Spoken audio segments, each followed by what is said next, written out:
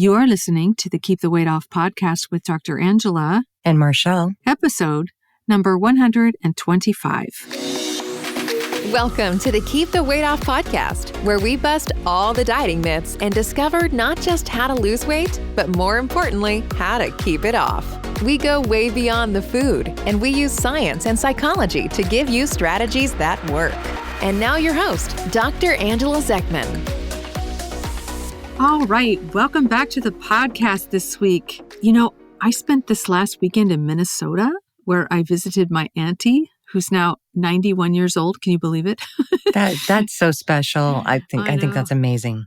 She's my mother's only remaining sister. There were 5 girls in that family, and she's the only one left. And she's also my godmother. And so it's really special to be able to spend time with her. And, you know, she's so much like my mom that it's a little like being with my mom again, too. So it was just really super special time. So that's wonderful. I'm glad that you got the chance to do that. I know. I am, too. How was your weekend? Did you recover from your son's 21st birthday last weekend? Yeah. It was great. So Rich and I actually celebrated a wedding anniversary this last weekend. So, happy anniversary. Yeah, on the 23rd, yeah. How many years have you been married now? So we have been married for 12 years, but we have been together for 23 years. Oh, wow. That's cool. Yeah. All right. Wow. So that's wonderful. I don't know if I could ever make it through a relationship for 20 plus years. Yeah, I didn't think I was going to either. More power to you. My gosh. Oh, shoot. Okay. Well, today I wanted to talk about a topic that really impacts almost everyone, if you can believe it. As a matter of fact, I can't think of anyone that this topic doesn't impact, even for people who are not necessarily struggling with their weight. And that topic is emotional eating. Da, da, da, da. Wow, yeah. This is a good one. Yeah. So it's time to uncover the triggers behind emotional eating and explore powerful strategies to break free from the grasp of emotional eating. So let's get started. Man, I'm so glad that we're talking about this. This is a great topic. I do have a question for you, though. Oh, yeah? So do you really think that people who don't struggle with their weight are emotional eaters also? Uh-huh. I do. Sounds crazy, doesn't it? Okay, yeah. So the first thing I'm going to do is I'm going to give you my definition of emotional eating. And this is my definition. Okay. Emotional eating is eating for any reason other than to fuel and nourish the body. Okay. Wow. Okay. So we are all eating for reasons other than fueling and nourishing our body. We eat when we're bored. We eat to entertain ourselves. Say we go out to dinner with friends. We eat to celebrate. We eat for connection with other people. We all have past experiences and memories associated with certain foods. Our minds form connections between emotions and foods. And I want to say right off the bat that I'm not saying that any of this is necessarily wrong or bad. People have been connecting and celebrating with food for thousands of years. But I am saying that in the modern processed food environment, emotional eating can get very out of control very quickly, especially if we're using food to dull negative emotional states or to tolerate situations that we shouldn't be tolerating. Does that make sense? Oh, definitely. I personally struggle with emotional eating a lot. I mean, I've just realized recently how much I snack to cover up boredom and just daunting tasks. I will snack through everything, and I really have to work on that. It's a problem for me. Yeah. Like, you mean like daunting tasks, like trying to do prior authorizations for weight loss medications? Exactly. That's exactly what I was thinking. Oh The more that we have to do those, the more the snacks are building up, and I have to. Yeah, have you noticed that? See, I have to really just get a grip on that. Yeah. Well, if you've been listening to this podcast for any length of time, you've heard me talk about the particular effects on the brain of highly processed foods. Yes. So foods like pizza and chips and bread and ice cream and cake and cookies and soda, these are not foods that are found in nature. And they've been engineered for pleasure. They give us a huge hit of dopamine, which is the pleasure hormone. whenever we eat them, or if we're whatever it is that we're drinking that gives us a dopamine hit. So the food industry does a really good job of doing their research to find out just how to engineer these foods to create the most dopamine. And they call this the bliss point. You've heard me talk about the bliss point, yes, right? This is so sneaky. I know. They're just devious. So remember that our primitive brain thinks that anything that produces dopamine is going to help us survive. And we need more of it, right? So the brain gets a taste of ice cream, let's say, and it goes a little bit haywire with the dopamine hit. Wow, that's really good, says the primitive brain.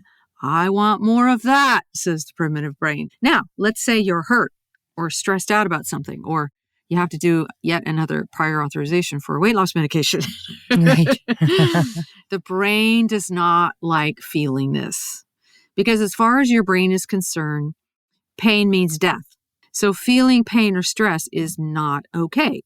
And so your brain remembers exactly how to fix this.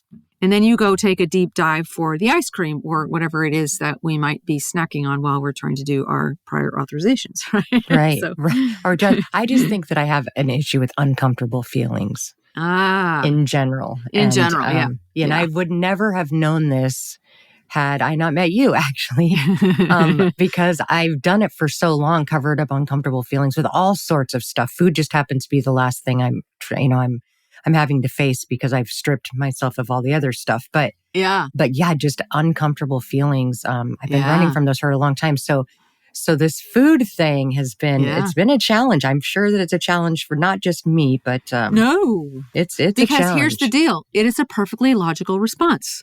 I want everyone to understand if you're in pain and your brain knows a way to fix it, it's absolutely normal to fix it. Right. So you haven't done anything wrong. You're doing exactly what any logical brain would do given the circumstances. You're in pain. The ice cream is going to give you a dopamine hit and it will help you feel better. It will distract you from the pain. It's logical and it makes perfect sense. Perfect sense. Okay. So the first thing that I want you to do if you have, and I'm talking to our listeners here, the first thing that I want you to do if you've ever eaten for emotional reasons, and that really does include all of us at one point or another, is to never, ever, ever beat yourself up about it. Given the modern processed food environment and given our brains, we have found a perfectly logical solution to help ourselves feel better. And the other logical part about this is that it's perfectly socially acceptable. I was thinking about this as you were talking about the other types of drugs that you've used in the past and that food is the last holdout. And I'm like, well, of course food's the last holdout because it's socially acceptable. If you smoke, that's not exactly right. Socially acceptable anymore. Yeah. Drinking is socially acceptable as long as you're not getting drunk all the time. Other drugs are becoming some drugs are getting legalized now, like pot. Yeah. That's a pretty good way of covering up your negative emotions too. Yeah. So, but I don't know that that's really socially acceptable per se. Food is definitely socially acceptable. Yeah. Okay. So you don't have to worry about losing consciousness or saying stupid things or doing anything crazy or driving drunk or anything like that. You just eat your ice cream and you feel better. You can still drive. You can get your work done. Everything's fine. So it's a lot like smoking cigarettes or chewing tobacco in that way. There's no psychological effects from it. You still have control over your rational mind with this particular solution. Does that make sense? Yeah. What could go wrong? Yeah, exactly. Well, except there are some negative consequences. So. Sure. I am sure. So in our membership, Empowered Weight Loss, we have a term for this, and it's called buffering. So we're putting a buffer between us and our negative emotions so we don't have to feel them. So when you find yourself eating or drinking for reasons other than nourishing or hydrating your body, begin to think about it as buffering. Don't beat yourself up about it, but just recognize that this is what you're doing. So the first step to overcoming emotional eating is just awareness.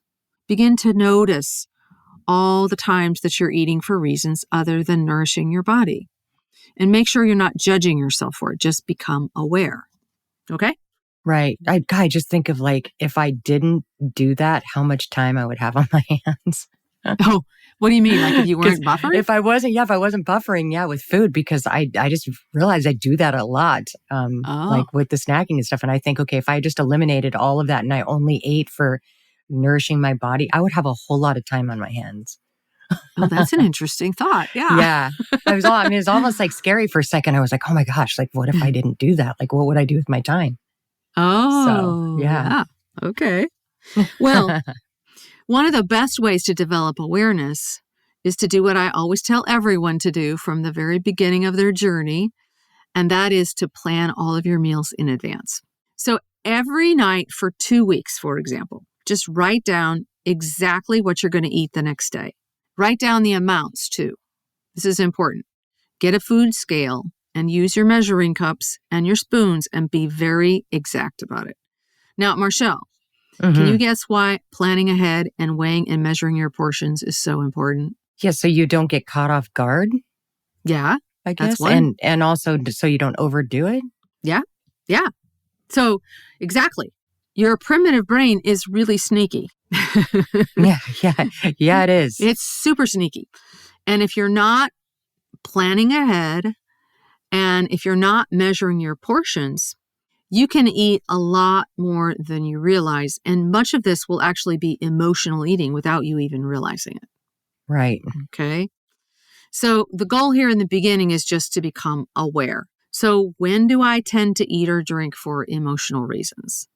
What's going on? Like, when am I wanting to eat or drink things that I didn't plan to eat or drink? How much snacking am I doing and what am I snacking on? Most people really struggle a lot in the late afternoons and in the evenings, and this is when a lot of emotional eating can take place. And we've talked about this on the podcast before, that sometimes it's just us sort of like trying to process our day. We start out our days and we've got good energy and we're focused. And then as the day goes on and we have to deal with the stresses of the day, eventually it kind of all catches up to us and we have these urges to eat. And that's almost always when it happens for me. So I'll be working on my charts and it's a little bit like doing prior authorizations. It's like, I'd rather not be doing that. It's really boring. It's really tedious. I have to sit in front of a computer and try to put all of my thoughts together at the end of the day. And that's when I start getting snacky. Or sometimes it's in the evening after dinner. I always think I deserve a sweet treat because I had a difficult day or I had a really good day. There's always an excuse. It could be a great day and I deserve a treat because it was a great day. Or it could have been a stressful day and I deserve a treat because it was a stressful day. Like there's always an excuse, right? Right. Yeah. It's weird. I was just thinking like when I'm doing that, I'm not thinking even I'm hungry. I'm thinking I'm bored. Yeah. And I want to, and I need something to distract me. So it doesn't even have anything to do with hunger whatsoever. Yeah. It's just, it's so emotional. Yeah. And I just don't even realize it most of the time. But just now that we're kind of breaking everything down. Yeah. It's not even about hunger at all. Because I could be totally full. I could have just eaten lunch. Yeah. And if I have to sit down, and do like a task I don't want to do, or even like in the evenings when there's nothing really to do and I'm just kind of bored, then I want to do something. So then I'm going to go make some snacks in the kitchen, Yeah. So it is a really tricky thing. Yeah, a lot of people will like pop popcorn and sit down in front of the TV. Yeah. Or, to kind of try to relieve boredom or mix themselves a drink or grab some, glass of wine, whatever it might be. So, So you want to just become really aware of what your particular patterns are. Okay, that's the first step, is that awareness piece. And then the next step, once you've developed the awareness of your emotional eating patterns, is to find out what emotion you're trying to buffer. Now, sometimes it's going to be obvious, but many times it won't be the least bit clear to you at all. You just know that you don't feel good. Right. Something's not right in your world. And so, Marchelle, it sounds like you're pretty clear that a lot of your emotional eating would be from boredom or trying to distract you from a tedious task. For me, it's, I think the thought is, haven't I done enough already? Like, why do I have to sit here in front of these damn charts? So it's frustration. Yeah. Something like that, So, but sometimes it's not obvious what's happening. And so this is where it really helps to just get out a piece of paper and a pen and just start writing, okay? Or even just type your thoughts or feelings into a document in your computer. Do this before you start eating, right? Like if you eat, then you're not going to know. You're not going to have access to the thoughts and the feelings, okay? So you got to do it first. Once you've eaten, you will have buffered the feelings, and then you won't have access to anything. So do it before you start eating. And you want to come at this with an attitude of curiosity and compassion for yourself and not judgment. Remember, your solution is perfectly logical, and it's not a solution that's going to cause, massive harm like drunk driving or, doing crazy, stupid stuff because you're high on drugs. It is, when it's not illegal, it's socially acceptable solution. So we want to be very compassionate with ourselves, and we want to be curious. Okay. So what's going on? Like, what is it that I'm feeling? Is it overwhelm? Is it frustration? Is it anger? Is it jealousy? Is it resentment? Is it shame? Is it grief? Is it, who knows, Is there sadness? Like, what is it that's going on? And always remember, our emotional lives are 50-50. What this means is this, no matter what our circumstances are, we can always expect that we're going to have at least half of our time spent in negative emotions, and that's normal. The problem with buffering is that the consequences of the buffering end up adding even more negative emotion to the mix. So now instead of 50-50, we're feeling crappy 80% of the time, and we only get these rare glimpses of positive emotion. And this is why it's so important to stop buffering and learn how to feel the negative emotions. Does that make sense? Okay, so why is feeling the negative emotions important? You're like, wait a minute, I don't want to do this. Yeah, hang on. Because if you don't stop the buffering, you're always going to be feeling more than 50% negative emotions, because now you've got the consequences of the buffering on top of that. Okay. So one other quick question. Do you think that, because I have a pretty hard time with identifying emotions because I just have avoided them for so long. Yeah. Do you think there's an emotion that's underneath boredom or underneath restlessness? Or are those the emotions? Or is there something deeper? That's what you would have to explore. Okay. That's what you're going to discover when you stop eating and feel the emotions. Okay. Because the thing is, once you feel the emotions, you're going to have access to the thoughts that are creating the emotion, right? Okay, now I'm following you. Okay, I get it. Yeah. What happens is buffering keeps us stuck, okay? So we have all these ideas about the lives that we want to live, and yet we find ourselves over and over again starting yet another diet. And the reason is because we're not able to create the results that we want in our lives because we continue to buffer against our negative emotions. It takes actually feeling our negative emotions to get to the thought that's underneath it that's creating the problem for us. Okay? So if I'm walking around with a sense of shame all the time, for example, happens very frequently. Most of us were told that we were bad as kids. We were told we were bad. And there's something wrong with us. And this is how our parents, and we're not blaming our parents for it. This is how they were raised. But this is how our parents got us to do what they wanted us to do, was by shaming us. And so many of us never really learned how to correct that, right? We don't have how to correct shame classes.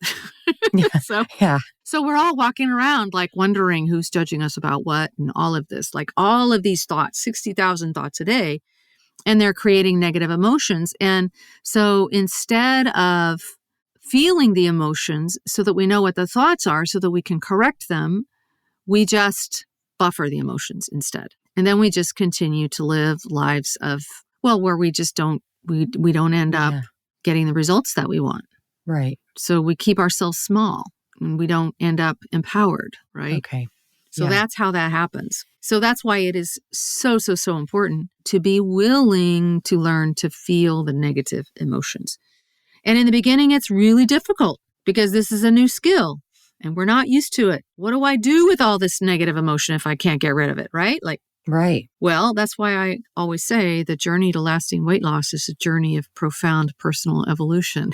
This is why. Okay. You take away the buffer And then you're left with yourself and your negative emotions. And it doesn't always feel very good, especially in the beginning. Okay, does that make sense? Yeah, I'm probably not going to be that pleasant to be around once I get rid of all my snacks at my desk. Okay. Well, so you're warning us ahead of time. No.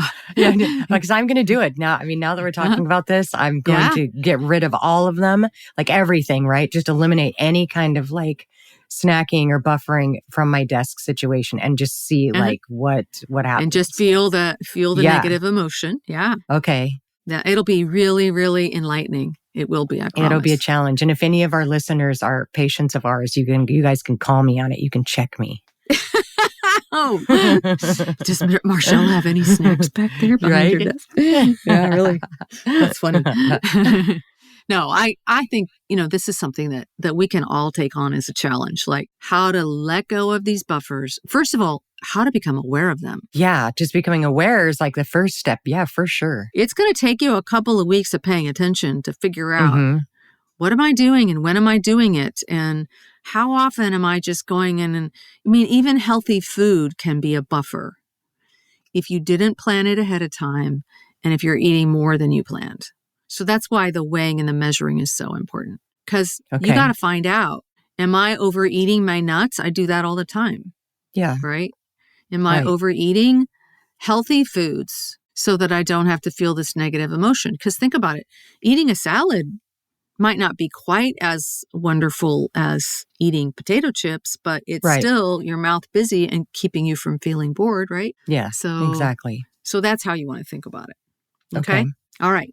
So let's summarize the whole process. The first thing you do is recognize that given our modern food environment and our social conditioning and the way our brains work, emotional eating is a perfectly logical response to negative emotion. And so we don't beat ourselves up about it. That's number one. Okay. Number two, we recognize that there are negative consequences that make life even more difficult when we buffer. So we make a decision to develop more awareness around our emotional eating. So we decide that we're going to plan what we're going to eat in advance, the night before, not just what we'll be eating, but how much of it. Because emotional eating can be just more quantity of nourishing food as well. So we get out our food scale and our measuring cups and our spoons, and we measure out exact quantities.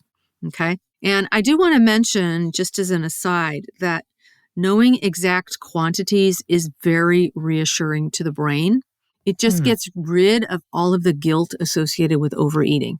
The reason that some of these programs like Jenny Craig and Nutrisystem and OptiFast and Ideal Protein are so popular is because everything's already pre-measured for you. Like there's no question about what you're eating. And so there's no worry about feeling guilty. But of course, then they teach you nothing about emotional eating and what to do about that, right? So, no, they don't. They do not. All right. So then the next step is to develop awareness of your patterns for when you want to eat something you didn't have written down ahead of time. What time of day is it? What are the circumstances? What happens on weekdays? What happens on weekends? Notice the patterns and write that down. Then the next step is to actually start to investigate the feelings you're having. Name them to the best of your ability. Do some journaling if needed to accurately pinpoint the emotion. When you name the emotion accurately, you're going to feel a sense of relief. It's going to feel like an aha. So you have this, oh my gosh, I didn't even realize that I was feeling that. It's kind of like a wow, right? Just this can be really liberating, and you'll know exactly what to do to make things right in your world. Okay?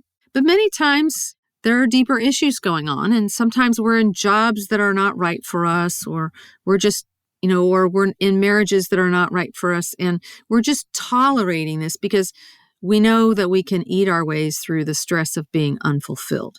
Again, another reason why the journey to lasting weight loss is a journey of profound personal evolution. Okay?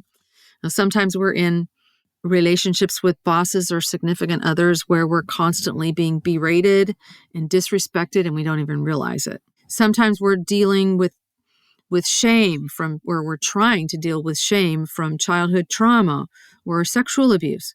I've seen all of this over the nearly 16 years that I've been doing this. So if that's the case for you, there's nothing, you're not like an abnormal person. Like this is really, really common. And it's not addressed in any diet program that I know of. Okay.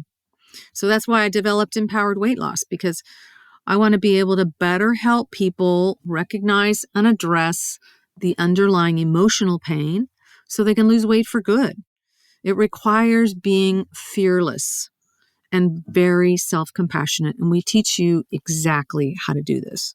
And it's super amazing to watch people come out of their shells and do incredible things with their lives. It's like once you stop the buffering and you feel what you need to feel, you become empowered to make changes that you knew all along you needed to make, but you were afraid of.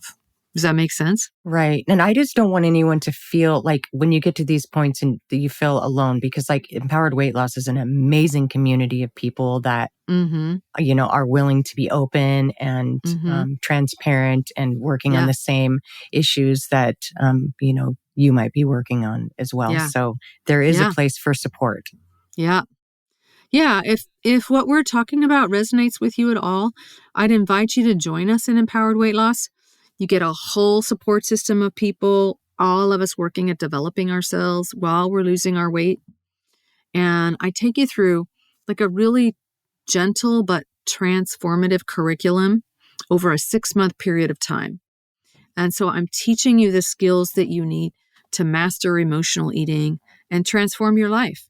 And I tell everyone to plan to stay in the membership for at least a year, but most people hang out with us for a lot longer because each time they hear the curriculum, they hear it a little bit differently and they get to know themselves better over the years. It's wildly transformational. And if you're interested, just come and join us. Just go to journeybeyondweightloss.com/yes.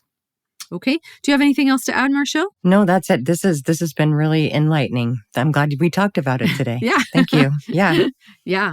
All right, everybody. That's all for this week. And we'll chat again next week. Take care. Bye. All right. Goodbye, everybody. Hey, if you really want to lose weight and keep it off for good, your next step is to sign up for Dr. Angela's free weight loss course, where you're going to learn everything you need to get started on your weight loss journey the right way. Just head over to journeybeyondweightloss.com/free course to sign up. Also, it would be awesome if you could take a few moments and write a review on iTunes. Thanks, and we'll see you in Journey Beyond Weight Loss.